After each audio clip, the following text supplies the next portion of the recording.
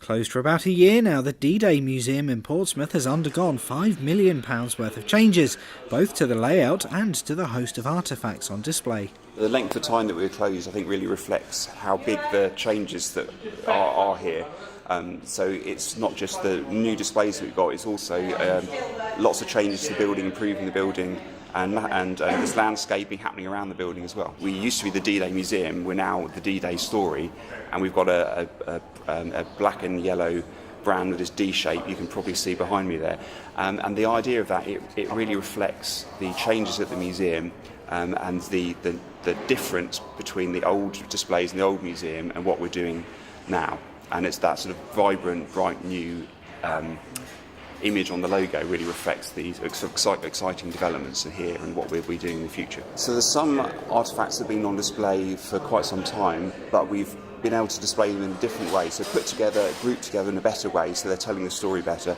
There's also quite a few objects that we haven't had on display before that are now on display, and generally it's been a chance for us to look at all of our collections, all of the historic artefacts that we have, and put them together in a more interesting way, in a way that tells the story much better. The museum now focuses on the human interactions on both sides of the conflict, making use of modern technology to bring those stories to life. There were a huge number of different people from different countries involved in D-Day, so we're trying to tell not just the British and the American story, which is the angle that's often given, but a wider story as well. So, for example, the French and German side of the story, as well as some of the other European countries involved, the Canadians and so on. Our old displays, we didn't have much that you could do, so there was lots you could read, and that was fine for some people.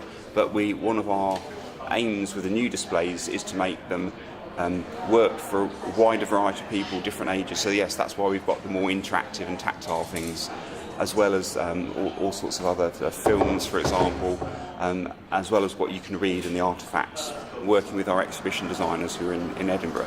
But it's the aim of that film is really to bring the landing craft to life. So it's a real landing craft, but in the old displays, people didn't necessarily realise this. So this special audio-visual effect, this film, the soldiers will appear to be in the landing craft, and you'll hear their thoughts in the final moments before they go into land on the D-Day beaches. And one of the most noticeable changes to the exterior of the museum is that 2 tanks are missing.